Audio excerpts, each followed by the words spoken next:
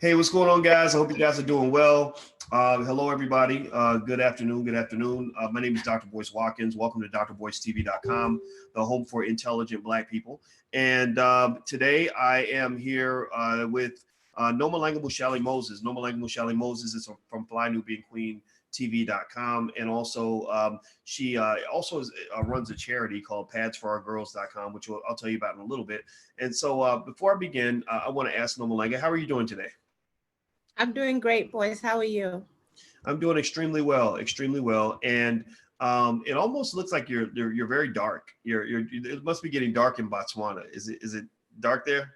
It is almost 11 o'clock at night, remember? I'm 8 hours ahead of you. Holy cow! Okay, so it is dark, and that's why it's dark. Yeah. It gets dark in nighttime. All right, there we go. The mystery solved. Mystery solved. All right. Well, thank you, Noma, for joining us late at night.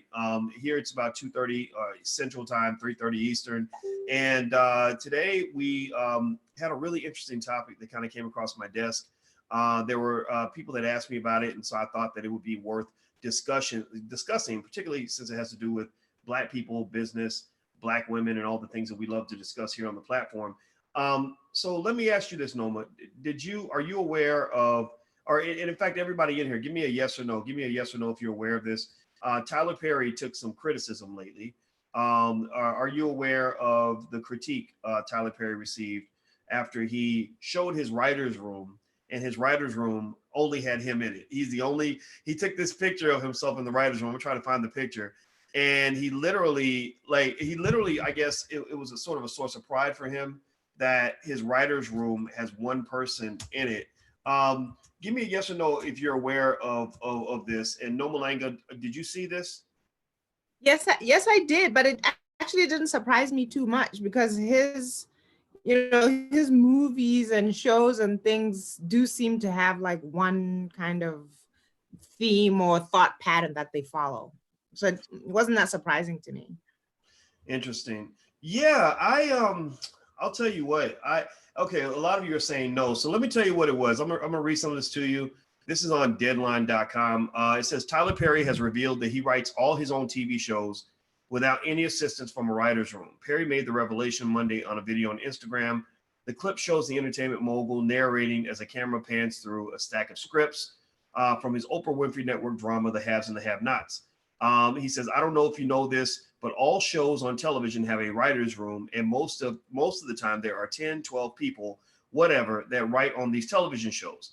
I have no writer's room. Nobody writes any of my work. I write it all. He said, I wrote all these scripts by myself in 2019. What's my point? Work ethic. No Malanga. I was actually going to agree with that. That he was probably driving towards work, his work ethic, because he's basically telling us that he's doing the work of 10 people, and I think it's strange. Look, it's strange that he does everything, and maybe that's because he wants to control everything. But I do give him props because he's saying that he does the work of 10 people, so he's probably one of the hardest working men in media. Okay, and that's true. I think Tyler has proven that for sure, that he is a hardworking guy, and that he's earned all the respect that he receives. And by the way, Dina Jacobs is going to come in here in a second. Dina, I'm going to bring you in a minute because Dina is a part of the LA culture, and so she can kind of give some perspective on it. Before I bring her in though, I want to say this, and mention the critique, and I'm going to explain this to you guys, and then I'd like for you guys to give me a yes or no if you agree. There are a lot of people who feel that, on one hand, while it certainly exhibits work ethic to say that the whole writer's room is me, that I am all the writers in my writer's room, there are some people who interpret that to imply a type of selfishness. This idea that, look, I'm writing a show about Black women, and I am every Black woman in that show. I'm every woman, like literally, I'm every woman. Like that song, I'm every woman. Like I am every woman in my show about Black women. Some people have an issue with that, and so I would like to ask you guys, give me a yes or no. Yes, if you think that's an issue, like you think that's kind of a problem, and no, if you think that's cool. Like it's his show, he can do what he wants. It's his thing, his writer's room. He can be everybody in the writer's room. Give me a yes or no if you think it's an issue when a black man says, I'm every woman in my show, and I don't need any black women to tell me anything about what black women think. I don't need any other black female perspectives. I am every woman. I am every perspective. Do you think that's an issue or no? Okay, Daryl saying no. Mel is saying yes. Denise says yes. Purnell says no. Inez says he isn't a woman. I'm gonna take that to be a yes. Detroit Man says no. Modern Killer says no, sir. Aisha says no. Okay, I'm seeing a lot of no's. That it's cool, like because it's his writer's room. So actually, what I'm gonna do is I'm gonna bring in Dina. I'm about to promote you to panelist, so you can pop on in here and hit the thumbs up button while Noma Langa replies. Noma, yes or no, and why? Do you feel like that's an issue or not? And please explain. I feel like it's an issue because I have seen a lot of Tyler Perry's shows. And like I said before, they kind of follow this one track thing, this one track mind, almost like this one perspective. Hi, Dina. Hi. And Hi, Boyce. and I can remember always thinking to myself, like, I remember there was this movie he wrote called Temptations or something like that. Mm-hmm. And it was about a woman who left her, everyday small Joe husband, and she went and ran off with a guy who had a private jet and a rich life or whatever, and then she ended up getting HIV, and her life was ruined. And basically the message behind that was, don't you dare dream about a better life, and if you do, you'll get some HIV. If you dream big, don't you dare AIDS. Don't go chasing waterfalls, girl. So it has that Bible thumping thing about it. And then there's always like this victimhood. If he takes the side of the woman, there's always this victimhood. Like the one with, I can't remember what it's called, but the woman whose husband threw her out. They lived in a very big, nice house. Her husband threw her out, and then she ended up with the regular Joe. It's always there. Like she ended up with this regular Joe. Diary of a Mad Black Woman, right? Yes, Diary of a Mad. See, so they all follow this one track thinking that, women should want regular Joes, and if they dare want more, they're gonna pay for it, with some AIDS or with some mistreatment or something, Wow. Follow them, you'll see it. Well, what do you think, Dina? What did you think when you saw the story? I think it's very selfish of him. I understand where it comes from. So for those of you who don't know, I'm Dina Jacobs. I live in Los Angeles. I'm an actress. And I also do a live stream on Sunday nights here at Fly Nubian Queen, where I talk about self-development. So when it comes to Tyler Perry, it's this weird thing that we have as actors in LA. And again, I'm not going to speak for all actors, but I've definitely had some conversations with Black actors, male and female, because obviously the man is to be celebrated and what he has accomplished. And also he is to be credited with reviving the careers of a lot of our Black elder entertainers or legends, or if so. I mean, I remember when Angela Bassett wasn't working that much anymore, and Tyler did a movie where she was starring in it, and Quiet as Kept, it kind of brought her back to life a little bit. The same thing with Felicia Rashad and many others. So, there is this thing where we're like, oh, it's awesome. He's also broke some new careers, etc. Right? But then again, on the flip side of that, we have Medea, we have those archetypes, those stereotypes that keep getting reinforced about Black women. And we're doing what we can out here to break free of that. But at the same time, he creates all this work. So it's almost like he's reinforcing things that we're trying to break away from. And it's unfortunate to hear, but not surprising, that he's the only person in that room. And I think this is one of those moments where like the white girls are doing in Hollywood, where they're kicking that door open and saying, no, you can't write for us. You can't direct for us. We got to be in that room helping to tell that story. We got to be in charge of that story. I think this is a wake up call for us as Black women in the creative entertainment industry to go knock on Tyler Perry's door. We don't have to be rude. We don't have to be nasty about it. But I do think we can tweet him and we can let him know, hey, Tyler, open that room up now. You need to allow some diversity into that room. You're established. You already got your millions and billions, your studios, everything. relax, bro. You know, take a moment, allow other people to come into the room so that we can help to shape that story and tell a better story about us as Black women. Because everything we do is not tragic and oh, woe is me, Lord, I wish I could find a man. Like you said, if every story is continued to be told like that, we're just reinforcing those stereotypes. So I'm just going to put that call out to Tyler. If you ever see this video, brother, it is time to open up that writer's room so that we can tell more of well-rounded, varied stories about the Black woman's experience here in America, because there's amazing stories out here. There's all kinds of stories. We had enough of the downtrodden, woe is me, can't find a good man, don't you dare dream beyond your little shack lifestyle. It's time for us to be able to tell stories of empowerment. Some can be based on real life, some can be fictional, but he's not going to be able to do that. He doesn't have that vision. His vision is narrow. So we got to expand it, Tyler. Now is the time for you to open up that room to a diverse range of women.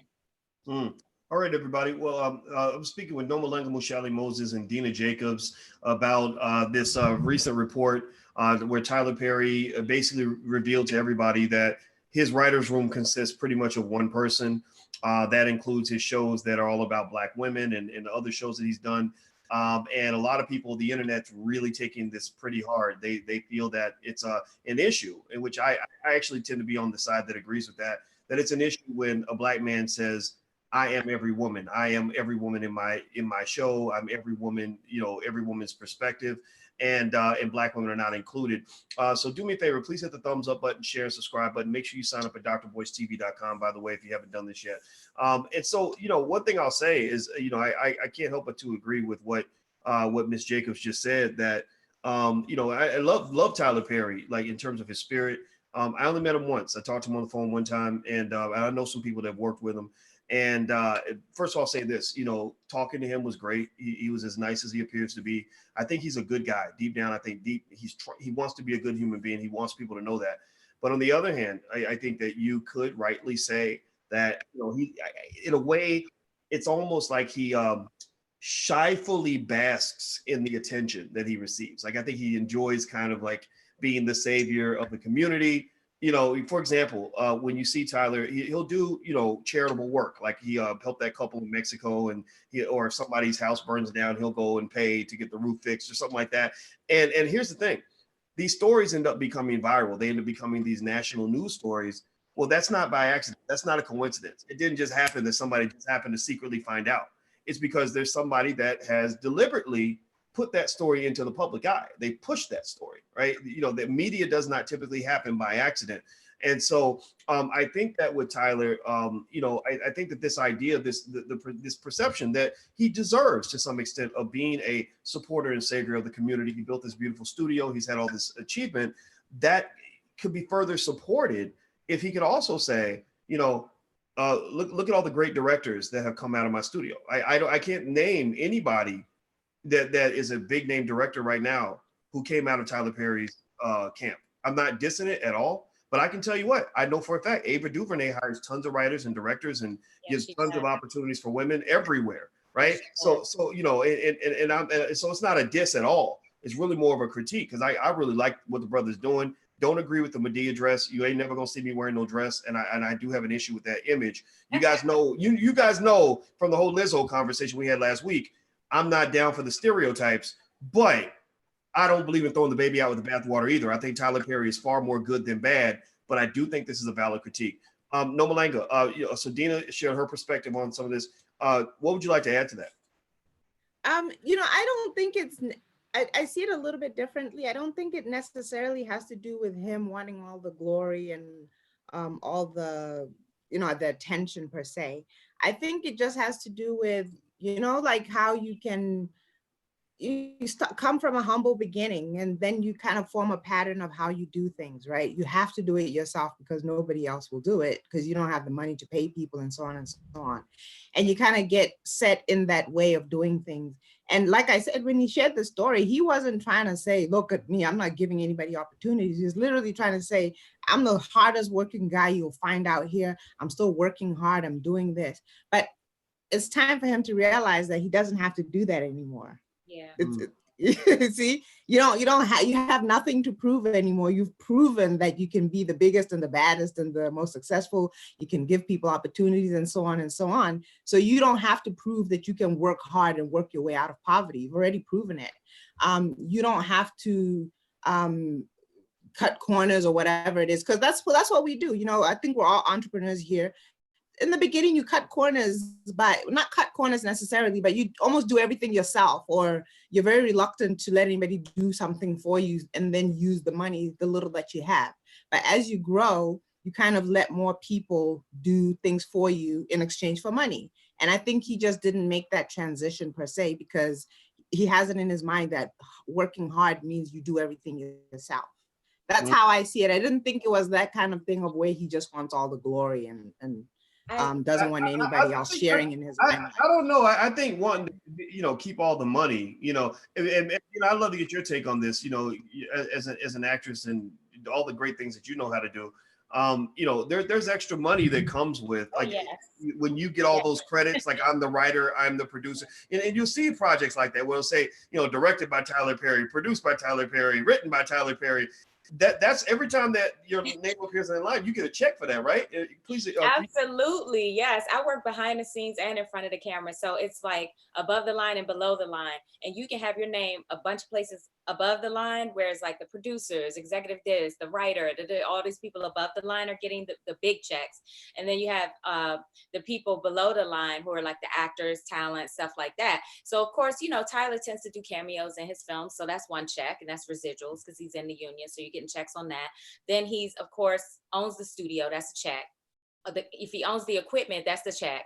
If he, everything that he owns, he's getting checks, not to mention executive producer, if he's doing writing credits, you know what I'm saying? Those are all checks. So he could be getting like 15 checks, you know what I'm saying, under different business names too, because sometimes that's what people do. They start different on like, Boyce, you probably know a little bit better what these type of businesses called, the LLC or something like that. Because I've seen it done even with just simple cameramen will do it, where they hire themselves out and then they rent all their equipment that they're using, that they own. So it's like all these multiple streams of income that a person can have in the, and this is not unique to the entertainment business, but let me tell you that once you figure that game out in the entertainment business, that's how people make millions and millions of dollars. So I do feel like, while I understand what Nomalanga is saying, and I feel you, because I want to believe the best of Tyler as well, I think at a certain point that ethic has turned into a little bit of selfishness and greed. And not to say that he's a bad person, because we all have those aspects of ourselves, correct? Where you can get a little greedy, you can get a little like me, I want the glory, right? But this is I'm glad we're having this conversation, because it needs to be said. Tyler needs to relax, open up, stop being so greedy, and give opportunities to other Black directors, other Black writers. And in particular, he seems to focus his stories on Black women. I find it appalling that he doesn't have any Black woman's input into what it's like to be a woman. You know what I'm saying? How these stories come off to us, because I'm sorry, I know I'm like talking a lot, but give me a second here. I saw a preview for the show Sistas.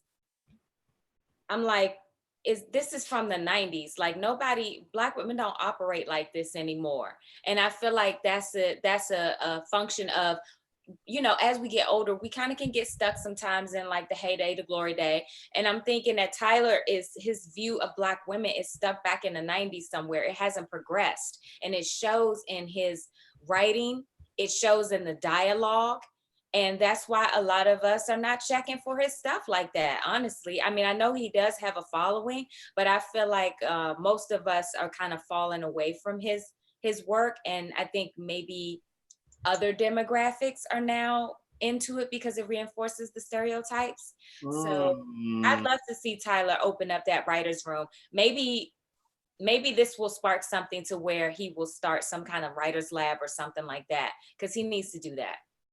Yeah, well, everybody who just came in, I'm speaking with Miss Dina Jacobs. Is it okay if I call you Dina on the platform? Yes, I gotta change that. That's my real name, Jakarta. Oh, okay. So Dina Jakarta, aka Dina Jacobs. Jacob, yeah. Yeah, No Malanga Mushali Moses from FlyNewBeingQueenTV.com. And we're talking about Tyler Perry and his revelation that his writer's room has one person in it. That all of his shows about women have no women writers, at least based on what he said about the writer's room. If you guys could do me a favor, please hit the thumbs up button, hit the share, hit the subscribe button. Make sure you sign up for drboycetv.com. Also, FlyNewBeingQueenTV.com.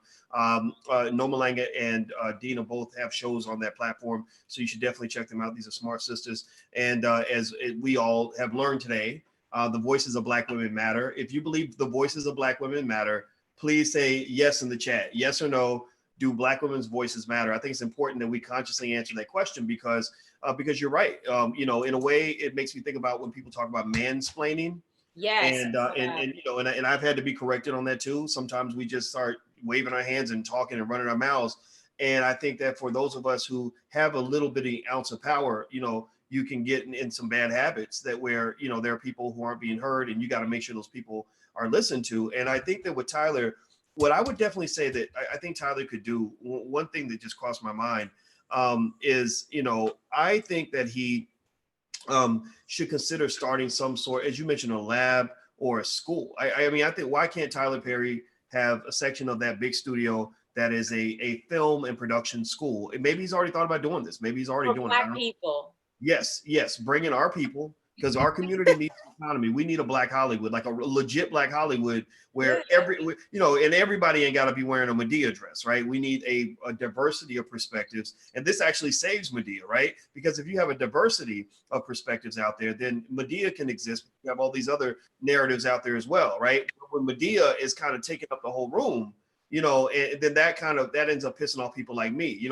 That's where we have these conversations about stereotypes, because one image of dominating all the other images, right? We don't get to see, the Black scientists and the Black doctors and lawyers and business people, because everybody sees Lizzo or everybody sees the Madea dress, and nobody's seeing the diversity of who we are as Black people. So I think that Tyler, with his trillions of dollars, could have an awesome film school, and then he could pull the amazing talent out of that school. And I also think that he should let people know that, don't just show me how big of a platform you have or how big of a kingdom you have. Show me how many people are directly benefiting from their presence in the kingdom, who are not just working for you, but people who are working with you, right? That's what I see. I see a lot of people working for Tyler Perry. I don't see a lot of people working with Tyler Perry. Ladies, what do you think? Sorry, No Malanga, did you have something you want to ask? I wanted to also add that, not that relevant, but I want to also add that he did one time say that, the whole Madeira thing is a combination of, I think he said his mother and maybe an aunt and maybe a grandmother. And so it's not, it's not just a stereotype, those are real people. Yeah. And those are real people. That's his experience. I wanted to say something about that. The life he's lived. Mm-hmm. Yeah. So that's his experience. That's what he's lived and seen, and that's okay. Like you said, Boyce, he should have Madeira, and don't throw away Madeira, and have her be there. But there should also be somebody else. Not all of us grew up with a crazy grandmother waving a gun around and talking crazy and all. We didn't. I don't have that experience, and there are people who don't have that experience. So they see things differently, and they actually don't think that Medea is a made up thing. And there's another way of looking at things. And that's where both of you are right, in that there should be other people, even if they're drawing from their own experiences, they will draw a different experience, and there'll be a diversity in what's represented. Yeah, I was thinking about, which I was kind of thinking along the same lines of what you were saying. See, his films, and this is very telling when you get into like the self-development and you're thinking about like internally how somebody thinks and sees women. This is his view of Black women. Mm. And it's disgusting a little bit. Ooh. It's a little bit offensive. Now, a story here and there, okay, yeah. Have we been through stuff? Do we have examples in the community that are like this, that are real life? Absolutely, No Malanga, absolutely, right? But if we think about, he's the only person writing, and you look at each and every one of these women, you started to name some at the beginning, right? The different characters in the movies, they're always a little bit crazy or off. You know what I mean? Remember Acrimony? Wasn't that one of his films? Right. Acrimony? Yeah. Diary of a Mad Black Woman. They always like slightly crazy. They have really broke down relationships with the men in their lives. You're right. They always end up with some pauper type of guy who's, you know, not really got his stuff together. But he's nice, you know, maybe he makes a little money, you know, doing some odd jobs around, and you know what I mean? But the black guy in the film that has the money and is successful, he's always an asshole. You know what I'm saying? Yeah, he's got, so like really, and then you think about these women, they just, to me, are not, they're some of the lowest representations of Black women. And it really reinforces a stereotype of us having like extreme mental illness. Broken relationships, promiscuity. So this is what Tyler Perry thinks about Black women. And I want to touch on one more thing. I don't know if you guys remember, he did an interview with Oprah a long time ago where he disclosed that he had been abused sexually by men and women. And he described, people should Google this if they want to fact check. I remember him describing how this older woman came onto him and made him start doing all these things. And it really warped his perception and relationship with women. And he talked about that, how he struggled with that. And I think some of that comes across in his movies. We have to be aware of that the people who are putting out the movies in Hollywood, it's their perspective. So we got to get in control of the message. And that's the important point here for Black women. If we want to continue to support Tyler, we need to put him on notice that our support is conditional. And if he wants us to continue to support his shows and his films, we need to see some diversity in the form of Black women in that writer's room. We can take a note from the white women in Hollywood. That's what they're doing right now. Not to say they got it all figured out, but when I'm on set now, as opposed to 5 to 10 years ago, I see a significant increase in the amount of women in every single role behind the scenes, the writers, the directors. I happened to be on set recently with a Ava DuVernay production. I can't disclose what it was, obviously, but I saw that she did show up on set one day, and I saw that there were all these women on set, different ages, different races, etc. And that was a direct result of her hand in it. You know what I'm saying? Her making sure. They even took a picture at the end with t-shirts on, celebrating the fact that there was like 50% women.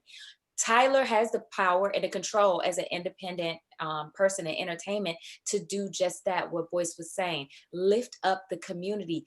Where's the next generation of Tyler Perry's? He should have some kind of think tank, some kind of, what do you call it? Like a school or something where, you know, Black people in Atlanta specifically, but from across the country can come out there and learn how to be filmmakers, learn how to start their own studios. And it's just, to me, it's appalling. And it's a little bit disgusting, his, you know, how he portrays us at this point.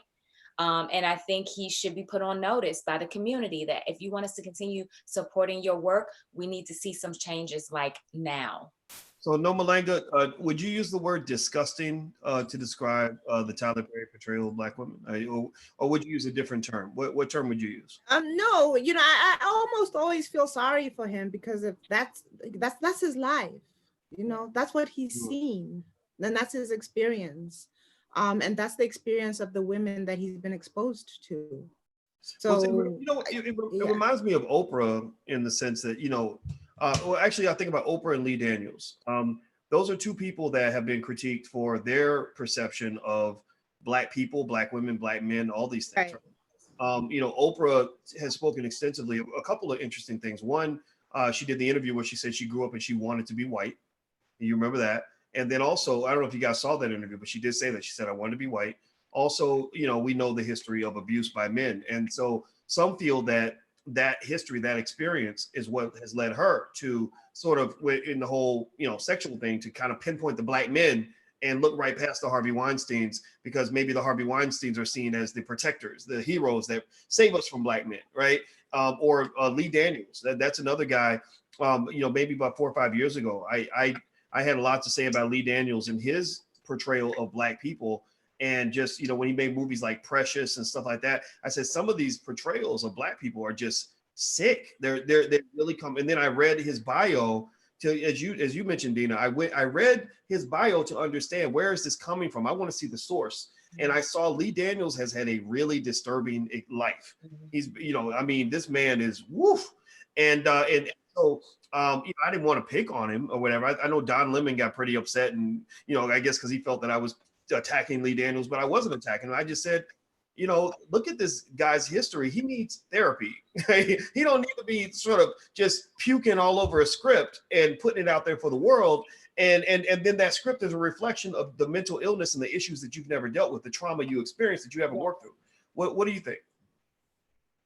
For either one of you can chime in. Well, for me, I've had this discussion with plenty of friends offline, and they always encourage me, like, you should tell people this online. And I'm like, I don't know. But the majority of the people in Hollywood, all right, come from very disturbing backgrounds. Okay. Most artists, if you look throughout history, have had some of the most like disturbing, like, how did they even survive that type of backgrounds that you can imagine? That's why so many of them get hooked on drugs. And even though they have these amazing rises, they end up having these really severe falls, a lot of them, because they don't deal with the stuff that has happened to them. And for some of us out here, it drives us to be extremely creative. But we have to realize that Boyce is right. When you look into someone's history, they're telling the story from their perspective, from their experiences.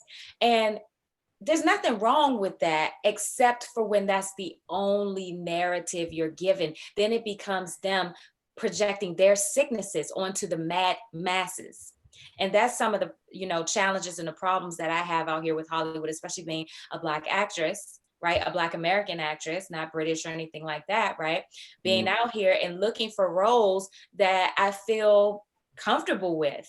You know, I'm not saying everything I've done in my past. I mean, I've done some sketchy stuff. I'm sure you guys can Google me and find all kinds of craziness, and it'll be entertaining. But, you know, at a certain point, I was like, I want to do something that it represents the new me as I've continue to evolve. And that's why people such as myself and others who can balance out that sort of, you know, that narrative, that sickness, that can help us see more stories that show us a way out, that show us alternatives to that sort of mindset, if you will. Like Empire was cool, it was fun, it was great, but at a certain point it felt like it was just sickness on top of sickness. On, you know, every storyline was something so dramatic, and all the sex stuff that was going on and different lifestyles being portrayed, that none of it was uplifting really. And I think that can be said to a certain extent with Tyler Perry's work as well. I mean, I remember for Colored Girls, I mean, I don't know if you want to touch on that, but he added a character in there that had AIDS. That wasn't even in Tazake Shange's original master works. You know, so why are we adding a down low character and AIDS into that when that's not even really that relevant to our community? Now, does it exist? Yes, but we don't have to make it a hyper focus and shift her work, which was all about the experience of Black women from a Black woman's perspective. So that's where I find it disgusting, because let me jump in. Sorry, no, it's okay. I can go on about that. No, that's okay. To your point, remember Tyler lives in Atlanta, and y'all all know about Atlanta. That's the HIV capital. Yes. And I mean, yeah. Atlanta, I mean, it's not even a diss. It's not, you know, it's just a fact. You know, I have a friend who lived in Atlanta, and basically she said that her friends pretty much told her that, you know, for some of the dudes in Atlanta, like there's collectives of individuals where if you don't have HIV yet, that means that you are not part of the in crowd. Like you haven't, almost like you haven't been, what's the word? Not indoctrinated. Initiated. Initiated. You could use that term, right? And I don't know. I don't want to over talk on this, but that it's very, very common. You know, like catching a cold or something, right? For so, you know, so again, I don't know. Don't hold me to that entirely, but I will say that it's a different world, but in a bad way. We ain't talking about Hillman. You know, like there's a lot happening there, and so you can't disconnect that perception from for Color Girls, which was a really sad movie, by the way. I mean, that movie just makes you want to just go jump off a bridge after you finish watching it. You can't disconnect the views, portrayed in that film. To your point, Dina, you can't disconnect that from Atlanta and what Tyler sees and the community he's a part of. It's just reality. So let me ask you guys a question. Okay, so I'm gonna show you guys a picture real quick. Let me share my screen right quick. And do me a favor, everybody, please hit the thumbs up button. I'm speaking with Ms. Dina Jacobs and Noma Langham with Shelly Moses from FlyNewBeingQueenTV.com. And we're talking about Tyler Perry and his interesting statement about his writer's room, which had just one person in it. And a lot of people took issue. The internet went ham. And we're kind of talking about that because they feel that he should have Black women's views included in his shows about Black women. So let me show you guys a picture. And I want you all to, does anybody know in this picture who these people are? Maybe you probably don't. If you're watching on this platform, you're not going to see the pictures. Just imagine two very distinguished looking white people. One's name is Jonathan Herman. The other one's name is Andrea Burloff. Now, why did I put the image of these two interesting looking white people on the screen? Well, because these are the two primary writers on a movie that millions of Black people saw called Straight Outta Compton. How many of you went to go see Straight Outta Compton? Give me a yes or no if you saw Straight Outta Compton, the NWA story. How many of you saw that story? How many of you saw that film? I saw that. Right. A lot of people, give me a yes or no if you saw it. Okay, so to your point, to connecting to what you're talking about here, I was actually, I don't know about you guys, but I was actually kind of taken aback that, by how many Black stories are written by white people. And that, I mean, that just honestly, maybe I'm a weirdo, maybe I'm strange, but that actually offends me a little bit. Or, and I don't know how much, I got to go research this a little bit more, but somebody, I know people in the industry who say things to me, tell me things, and they were talking about even shows like Greenleaf, which I hear is just, a Bible thumping Black type show, which I don't watch TV anymore, but that they had a lot of white writers, right? And so it's interesting. It's almost like you have so many of these situations where a story about a group is being told where the people telling the story and the people speaking, with their voices speaking through those characters, that those people that are actually doing the speaking are not even from the community that's being represented, which I almost think is a little bit problematic and damn near criminal. Because think about this. Imagine this. Okay, so these two people that I just showed you, the two writers on Straight Outta Compton, Jonathan Herman and Andrea Burloff, I know for a fact that at the very least, Jonathan Herman is from the Jewish community, right? Which, you talk about Hollywood and the Jewish community, that sprung out of the Jewish community. God bless them for that. But I want to ask you this. Do you think that the Jewish community would be okay if a bunch of us Black folks got together and did a show called, The Average Jew, right? And we put this on TV and we all we were in the writer's room. We show our writer's room with a bunch of Black folks smiling. We're all the writers for The Average Jew. Give me a yes or no. Would you think that will cause a problem? Do you think anybody would have an issue with that? Do you think the Jewish community, the Anti-Defamation League, you think anybody might say something about that? What do you think? What do you guys think about that? I think it's a double standard. Now, Boyce, if I get to talking and telling some truth on here, you gonna protect me? I will protect you. I'm gonna need you to get the FOI out here, surround my apartment building, all right? Because I live in a very Jewish neighborhood. And I can call up Black Jesus and Baby Jesus and Louis Farrakhan. How about that? Okay. But to be honest with you, it's their industry. It's their industry. And, I'll tell you guys a story. A long time ago, I came out here. This is way before I even moved here to become an actress. And a guy friend of mine, he invited me out. He was in the music business, and he introduced me to a Black girl who was a writer. And he was like, I'm busy today. Hang out with her. You guys go do you, whatever. And I don't know how we ended up at two Jewish guys hanging out with them. And they took us back to their place, and they wanted to show us this movie that they were working on. And so she's a writer, and she was like, oh my God, this is a great opportunity. Would you go with me? Because I don't want to go by myself in case it's weird or whatever. And I was like, yeah, no problem. So we go, we're in there. They put this movie on, and it was the most humiliating, stereotypical Black family coonery that you will ever see something like Meet the Parents, but like way worse than how what was that Meet the Blacks or whatever, but it was like way worse, right? And so as we're sitting there and watching it, she and I are like side-eyeing each other like crazy, and we're like, at a certain point, we're like, we start giving them Black girl attitude on the low, and they're like, well, what did you guys think? And I had nothing to lose. So I was like, honestly, that was awful. I mean, it was too stereotypical. So I started going in, telling them like it was humiliating watching it. Like, you guys, I said, who created this? And they're like, we did. And I was like, you guys need to get a Black perspective on that, because that's not how we are. That is not like, it wasn't funny. It was, I just gave them the rundown. And I think she even chimed in as well. Do you know these arrogant fools had nerve to be like, well, I think it's funny. I think it's funny. We're going to be trying to sell it, and make these deals on this movie. I don't know. I mean, you guys didn't like it? No, I don't know. We think it's funny, so we're going to be pushing it forward. They didn't even care. Wow. They did not even care that me from the East Coast who was visiting, so I had no skin in the game at that point, and this Black female writer who was sitting right there thought it was garbage. And told them that we were offended by certain imagery and certain things that they had in there. They didn't care. Now, I'm not to say this is representing all of Hollywood, but that story is just an illustration of how certain perspectives can be put forward, and then the insensitivity on the back end. Because I can understand you have a perspective, and if you've never been around different types of Black people, and all you do is watch TV and all, you're going to have a perspective that doesn't necessarily match reality, right?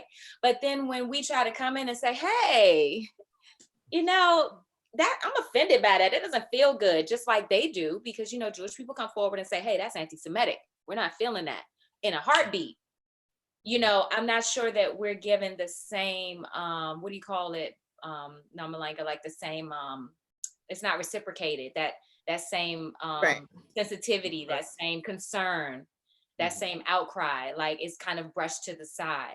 And I've had plenty of experiences out here where they try to, I had some downright racist experiences that I had to brush off.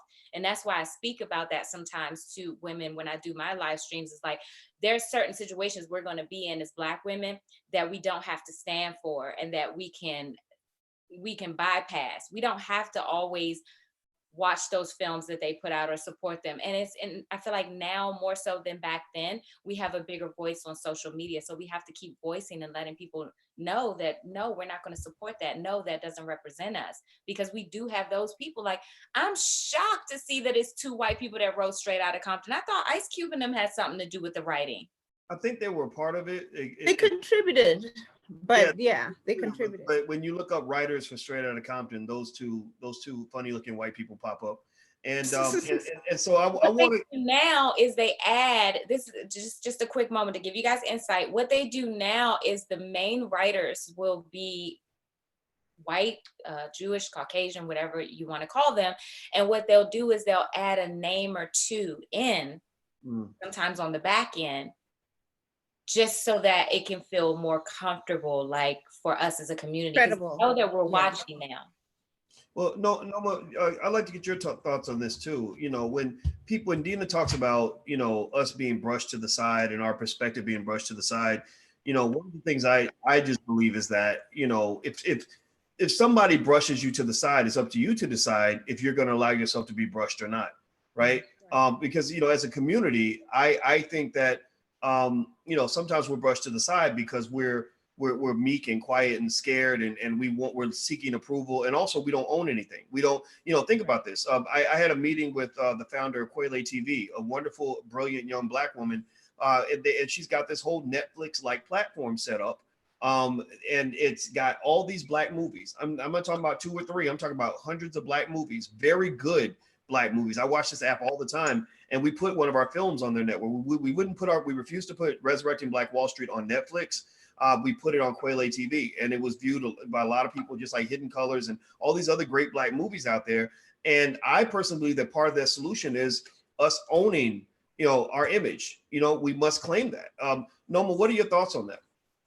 Yeah, Dina said something that really caught my attention, and she said that when they looked at the movie, they said, well, that movie doesn't feel very good. And it occurred to me that they were thinking, we're not trying to make you feel good, we're trying to make money, you know, and we're trying to we're trying to push something that will sell. And absolutely, white people are happy to see us as buffoons and criminals and whatever is negative, and that will sell. They will believe that and they will eat that up, and that's what sells. So they're not trying to make movies to redeem us or make us look good or tell the truth about who we are. They're trying to make stuff that sells. And an image where we're the negative sells better than an image where we're not. And even if you take it away from movies and things like that, you know, there was something circulating recently where they were putting things that Obama said and Trump said or something like that. And they were saying the same things. And Fox News was saying, oh, Trump, you're wonderful. That's great. Yes, yes. And when Obama was saying it, they were saying, oh my God, that's terrible. You know, this Hussein guy. And it was just a matter of he's black and he's white. We'll accept it from a white guy, but we won't accept it from a black guy because it just doesn't fulfill the narrative that they already have in their minds. So that's part of it. And unless we're doing it for ourselves and telling our own stories, we're always going to deal with that. Because the truth is, sometimes, even with Black stories, sometimes you see a crazy white person on there because Black people are controlling the narrative, you know? Sometimes you do see a crazy white person because that's how Black people sometimes experience white people, as this crazy person. Yeah. I mean, I think that, you know, the image of Black people as buffoons, white people will always be able to sell to other white people an image of Black people that makes us look ridiculous, right? I think that's always going to be true, right? And I think that at the very least, we should be conscious about, you know, sort of owning our own right to tell our own story from our perspective. You know, like I love movies by guys like Mark Harris, because Mark will present Black people in the way that we should be presented, and he'll present white people in a way that I tend to align with, you know. Or even that show that's on, anybody else watch The Godfather of Harlem? Yes, I love that show. Isn't it good? Yeah, I love it because really, watch that. Everybody watch that show. It's really interesting in the sense. I mean, well, the part about the Nation of Islam and Malcolm X and everything, there was some NOI brothers that had an issue with that part, and I heard them out. Nuri Muhammad came on and kind of gave a perspective, and I think everybody should hear that as well. But one thing I can give the show credit for is it's great in the sense that they show the Black community unified.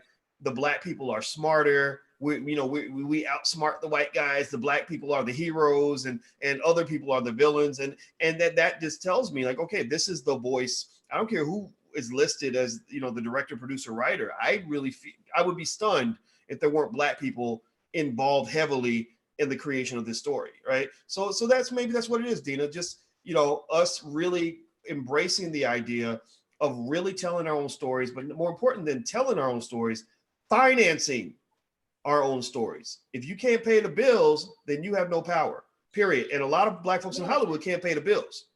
What do you think? You know who pays, you know, when you talk about financing, I always harp on this. We have to choose our focus. Where you pay your attention to, where you pay your time to, that's a form of currency. So if we're sitting at home streaming these TV shows, and we're giving that energy because now the advertisers are paying dollars to capture our attention, right?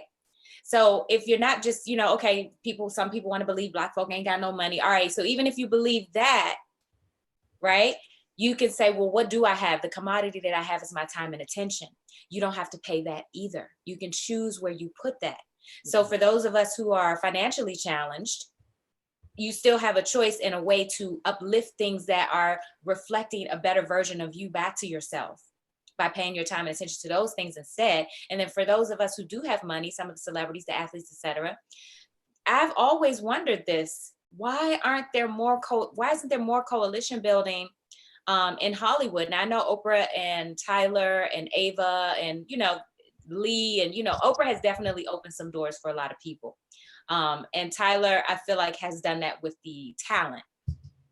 But I would love to see more of that kind of, you know, what is Byron Allen getting ready to do with Entertainment Studios? You know, does he have Black writers over there creating content? Does he have, you know, now I've been on set. I've seen that he does have some people there. Yeah.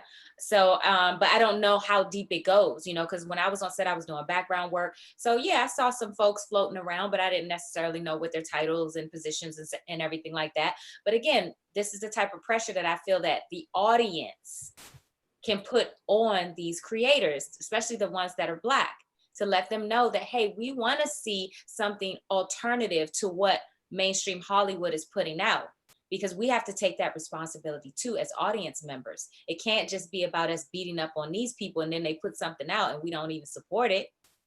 Mm. Yeah, well, I think that's a great point. And I think that, I think that's a legitimate, fair concern to bring up. In fact, Byron Allen's interesting, in that he's a great guy, brilliant guy, and gave a great interview on the Breakfast Club. But then, when people started digging deeper into finding out, like, okay, who's really benefiting from this empire that you're building? Well, a lot of people took issue with his number one beneficiary, which is the lady in this picture, right? Which is his wife, right? And I don't know her name. We can call her Melissa or Becky or something. Becky. Everyone's named Becky. It's Becky. Yeah, we control the media here, so therefore we decree that all white women will be named Becky. But actually, I think somebody else did that. I know I'm such an ass right now. I ain't gonna apologize. I gotta apologize for shit. But I will say though that that's when people brought that up to me and brought that to me, I didn't say, oh well, how dare you say that, or you're hurting the narrative that that he's a hero for Black people. And I don't think that this disqualifies him, but I think everything should be laid on the table for discussion. So instead of us just sort of overlooking things, right? So I would be curious. I'd say, okay, I see entertainment studios. I see you. I like you. I don't know how I feel about all your empire going to a white woman when you die. That to me is not a win for the Black community, honestly, right? But then maybe there's more. Maybe that you can show me these great things you're doing to develop industry within the Black community, opportunities within Black people. I know in terms of programming with entertainment studios, I didn't see anything that inspired me there. I saw pets.tv, cars.tv, something. It was, I don't know if it's like dogs.tv. Like it was like this sort of general theme of like, okay, I'm creating these shows to fit a specific niche so that I can make money from the advertisers, which again, I get that. But I think at the end of the day, what we got to do as Black people is always scrutinize and kind of just say, how does your business model link and wire in directly to the elevation of the masses of Black people? And that's a fair question to ask anybody. Like you can ask me that question and I can say, okay, I have a platform that has hundreds of thousands of subscribers, and you guys see how many Black people I've shared my platform with. Sometimes it didn't even work out, right? Sometimes it was to my own detriment, but I felt compelled to share that with Black people, in terms of seeing to it that other people could be successful too, like the Vicky Dillards of the world and stuff like that. Or, I could say, you know what? Look at the topics, look at the content. The content is we're 100% Black all the time. First thing I do when we get on here is I tell you I'm Black every single day of the week and twice on Sundays. And I say that to put myself in that Black box so that I'm not tempted ever to try to, finagle and go where the money's a little bit greener. And I think that, and I'd like to get your take on this. I personally think that one of the biggest culprits for us as Black people is and what causes us to lose our focus, not just as a community, but also, when you're talking about actors and actresses and the people in LA, who sometimes can be very confused, is that white folks will always have more money than us, at least for a very long time. And because they have more money, then what happens is if you're measuring two opportunities in two situations, and one is, 100% Black and the other one's 100% white, and you're comparing the money, you're like, okay, if I go this way, I'm going to make this much. It's enough for me to maybe make, $500,000 a year or whatever, but I'm not going to be a billionaire. And then white folks are like, no, we'll pay you, insane, ridiculous, stupid money to come over here. A lot of us will say, well, of course I'm going to go over there because that's where the money is longer. And I think that we've got to sort of let go of that. Like, I think money it matters. It's very important. We need more of it because that's a weakness. That's a vulnerability we have. They control us with money. But I think once you have money, I think there has to be a conscious decision. Like I know with myself, for example, I do okay. I make enough money to do what I want to do with my family and all that stuff. But don't think for a second that I wasn't offered 10 times more money to go and let go of this Black shit, that I didn't have people saying, Boyce, do you know how much money you can make if you stop talking about race and became like a Tony Robbins? You could go do financial seminars in China where there's plenty of money and you don't have all these Negro problems. And I had to know who I was to say to those people, no, I'm not. I don't want to do that. I'm good. My bills are paid. I don't need that extra. I don't want to go chasing the waterfalls. I am going to stick to the rivers and the rainbow, whatever, the lakes and the rivers that you're used to, right? You know what I'm talking about? Like I'm good with Yes. like I'm straight, right? So I think that Right. for us as Black people, I think we have to have the ability to say, I'm straight, I'm good. This is where it's at, because that's the biggest thing. If you're always chasing something else and moving around trying to get connected to what's popping and what's happening, you're admitting, number one, that you're nothing unless you're accepted by someone else, right? You have no home, so you're always looking for a home. And I think also you miss all the gold that is buried right in your backyard. Black people are the shit. Like, seriously, I'm gonna stop talking. I need to get off my soap. I wanted to say, Black people are the shit. Can y'all please say that in the chat? We are the shit. We are the best. We are amazing. Everybody wants to be like us. But ain't nobody like the Black woman. Ain't no Becky ever been invented that matches the beauty of even an average Black woman, right? No, the Black man is extraordinary. Go watch the Super Bowl if you want to see how amazing Black men are. Look at how talented we are, how creative we are. We've invented some of the greatest art forms in the history of all mankind. Everybody wants a piece of that. And we don't see the value that's already there right in our backyard. We just have to know how to go dig for the gold that's buried in the backyard instead of hiring a white man to go dig for it where he can go take half. That's what's happening. The gold is there. He sees it. You don't see it because you're out here chasing everybody else's opportunity, trying to be accepted. And he says, hey, just give me half or give me 80% and I'm gonna go dig in your backyard and find the gold. And we're glad to do that. We need to learn how to dig into what we have instead of always chasing what everybody else has got. I'm done talking. I'm literally going to shut up for the rest of the I was just going to say, there's only one word that just kept coming to my mind, and that's called dignity, because when you go into white space, which I've been in white space, they will pay you more. You will have a cushier office and a cushier life, but you're going to have to compromise your dignity. Whether it's their jokes or their perspective of you or the things that they ask you to do or the way they treat you. And sometimes it can be really, really subtle. But if you want to maintain your dignity, you cannot be in that environment. If you want to love yourself and see yourself as you are, you cannot be in that environment. You have to sacrifice your dignity in order to stay in that environment. That's something I know for sure. So you have to either sacrifice your dignity or get out of there. Okay. I think that's a really good perspective about how to deal. There's a truth to that. You can see that in the entertainment industry. The only one I think who kind of got around it that I can think of that's very prominent is Denzel. That's the only one I can kind of. Is there anyone else you guys can think about that was able to get around it? Get around what? Compromising your dignity. To me, he's never compromised his dignity. The majority of the Black men that he plays are pretty stand-up Black men. Now, of course,